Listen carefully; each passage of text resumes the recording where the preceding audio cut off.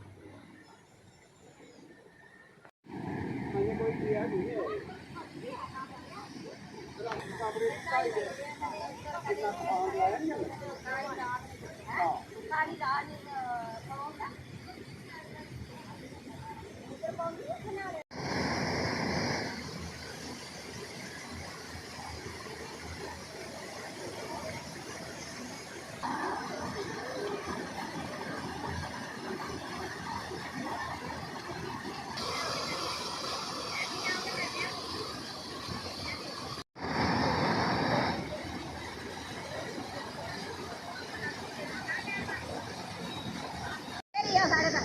कख भी नहीं रिया बाहर बगीचे भी रुड़ी है था कहीं रुड़ी है कख नहीं रिया और क्या भागे नाम कहा वो पेड़ा खड़ेगा पार जो हर एक चीज ही सब कहीं रुड़ी है तो कह रिया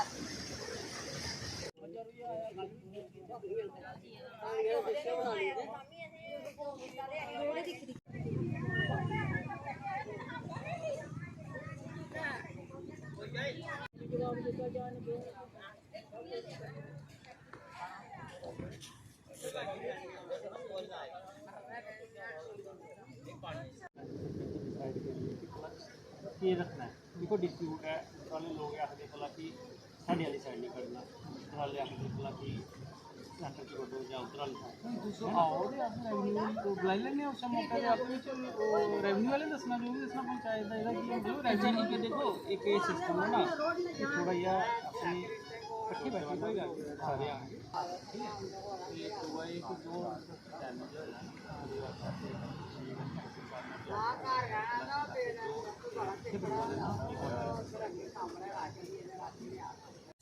जैसे कि आपको पता होगा यहाँ पे 14 अगस्त को जो फ्लड आया था उस वजह से यहाँ पे डैमेज हो गया था।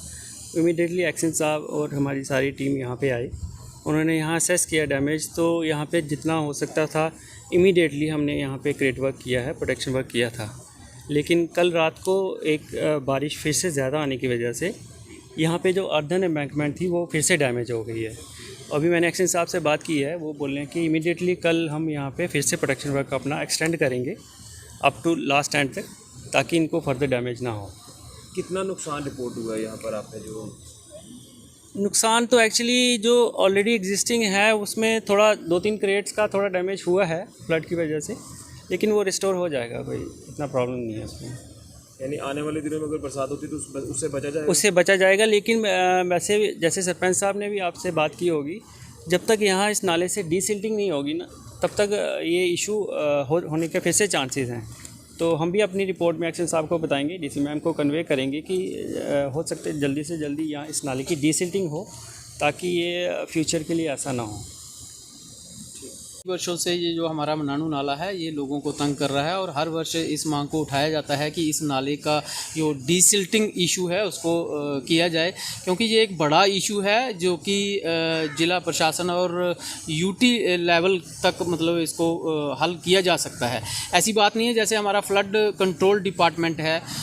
बाढ़ नियंत्रण विभाग, तो मैं ये समझता हूँ कि बाढ़ नियंत्रण करने के लिए उनको ऐसी गाइडलाइन होनी चाहिए, उनके पास ऐसा कोई प्रपोजल होना चाहिए कि इसकी डीसिल्टिंग का और उसके साथ साथ जो हमारे क्रेट्स हैं हालांकि उनको बनाया जाए। हालांकि पिछला जो 14 अगस्त को यहाँ पे बाढ़ आई थी उसके बाद एक्शन साहब आए और डीसी मैम का आदेश अनुसार यहाँ पे उन्होंने कुछ क्रेट्स भी डाले,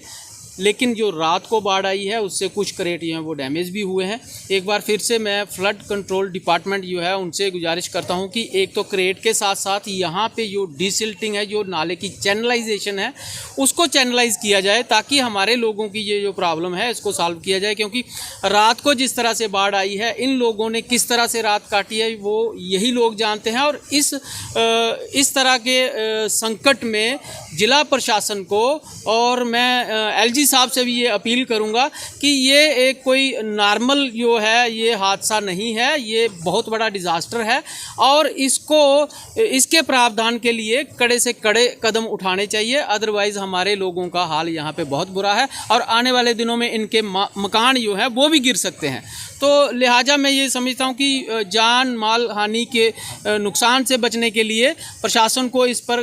कड़े जो है वो कदम उठाने चाहिए।